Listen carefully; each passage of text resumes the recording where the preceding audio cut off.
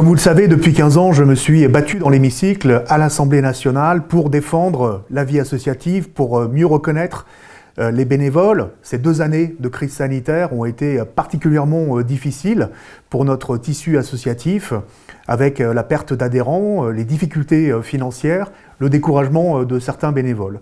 Autant d'occasions de pouvoir intervenir à l'Assemblée nationale pour défendre la cause associative.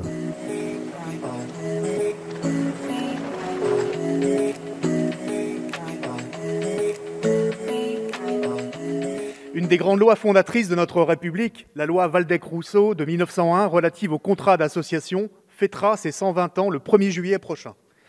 L'engagement associatif de 18 millions de bénévoles et les 2 millions d'emplois du secteur non marchand sont une richesse considérable pour la France. Dans une société en proie à l'individualisme et au délitement, les associations demeurent d'irremplaçables sanctuaires de désintéressement, d'intelligence collective, d'émancipation et de mixité sociale, des lieux de coopération et d'entraide. Cet écosystème qui maille les solidarités sur l'ensemble de nos territoires est fragilisé aujourd'hui par les conséquences de la pandémie de la Covid-19. Perte d'adhérents ou de licenciés, perte de ressources financières, érosion de l'engagement des bénévoles seniors qui ont pour certains pris d'autres habitudes. Les associations sportives et culturelles sont en particulier en grande difficulté.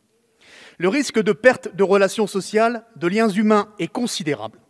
On ne réglera pas la situation financière difficile de milliers de structures associatives à coup de dispositifs ponctuels de quelques dizaines de millions d'euros, même avec un FDVA qui est passé de 25 à 45 millions d'euros en 2021. Il faudrait le réabonder de façon significative pour en faire un fonds d'urgence et de relance de proximité sur la vie associative dans nos territoires. Par ailleurs, les bénévoles responsables sont en attente d'une nouvelle étape de simplification administrative, d'un guichet et d'un dossier de subvention unique qui leur permettrait de se concentrer sur la reprise des activités et pas sur la paperasse. La relance de la politique de l'emploi associatif est une attente forte qui nécessite de recréer massivement les emplois aidés, dont le nombre a diminué de 80% en 3 ans, bien au-delà du dispositif Parcours Emploi Compétences. Nous avons plus que jamais besoin d'une meilleure reconnaissance des bénévoles.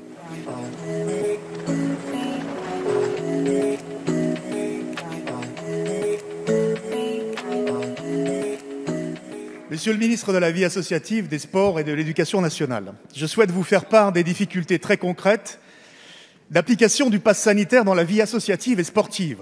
En cette rentrée, tous les députés l'ont constaté lors des forums associatifs sur le terrain, les modalités de contrôle du pass sanitaire représentent bien souvent un casse-tête pour les associations, les clubs sportifs déjà fragilisés par la perte d'adhérents, de licenciés et la désaffection de certains bénévoles après 18 mois de crise sanitaire. Je prends l'exemple d'une salle municipale polyvalente multi-activités. Celle-ci peut accueillir le matin une assemblée générale associative pour laquelle le pass sanitaire n'est pas obligatoire, quel que soit le nombre de personnes présentes. La même salle pourra accueillir plus tard dans la journée une chorale ou une activité de gym, 2 pratiques soumises au pass sanitaire dès le premier participant, mais dispensées du port du masque. En fin de journée, un club d'échecs pourra y venir et cette fois-ci, il faudra un pass sanitaire et un masque, même s'ils sont bien moins nombreux que les adhérents venus le matin pour l'Assemblée générale. Une usine à gaz. La situation se complexifie encore pour les mineurs de 12 à 17 ans. Vous êtes ministre de l'Éducation nationale et des Sports. Le pass sanitaire n'est pas exigé en EPS et dans le cadre du sport scolaire pour les élèves. Il le sera pour les mêmes mineurs licenciés dans les associations sportives. 2 poids, 2 mesures. C'est un frein majeur à la reprise de la pratique sportive des plus jeunes générations. Alors que certains ont repris une licence à la rentrée, la réticence de certains parents à les faire vacciner risque d'aller priver d'activité physique en club à compter du 1er octobre, à rebours des enjeux de santé publique et de lutte contre la sédentarité. Je n'évoque même pas les recommandations d'une limitation drastique des moments de convivialité et de brassage, alors que les buvettes et la restauration sont indispensables à la trésorerie des associations durement éprouvées par l'arrêt des activités. Monsieur le ministre, envisagez-vous dans les prochaines semaines un allègement du pass sanitaire dans la vie associative et sportive? Merci, cher collègue.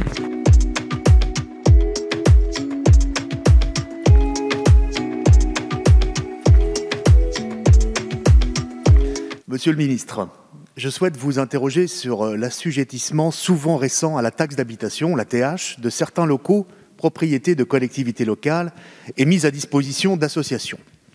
Ainsi, à Saint-Étienne, que vous connaissez bien, pour plusieurs structures associatives ou d'éducation populaire, les centres sociaux, amicales laïques notamment, des avis d'imposition ont été émis pour la première fois fin 2020. Les sommes appelées au titre de la TH s'élèvent souvent à plusieurs milliers d'euros et mettent en péril l'équilibre financier déjà fragile des structures associatives et d'éducation populaire qui n'ont pourtant pas manqué et entendent continuer de jouer un rôle indispensable de préservation et de développement de la cohésion sociale dans nos quartiers.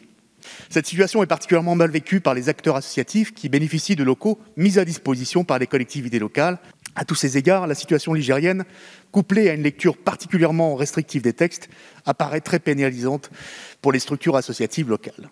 Alors, Monsieur le Ministre, je vous demande si une révision de la fiscalité des associations, en particulier en ce qui concerne la taxe d'habitation, en tant que celle-ci concourt à l'intérêt général pour les associations, pourrait être envisagée par le gouvernement afin d'exonérer en grande partie ou totalement ces structures vitales à notre pacte social et républicain. Au cours de l'année écoulée, je me suis battu pour la vie associative, notamment pour assouplir les protocoles sanitaires, pour permettre et favoriser la reprise d'activité, là où, bien évidemment, les associations, les bénévoles étaient en grande difficulté. C'est vrai notamment sur le plan financier, et nous avons pu obtenir un certain nombre de décisions favorables qui, je le crois, permettra demain, dans les prochains mois, à toutes les associations de pouvoir repartir du bon pied.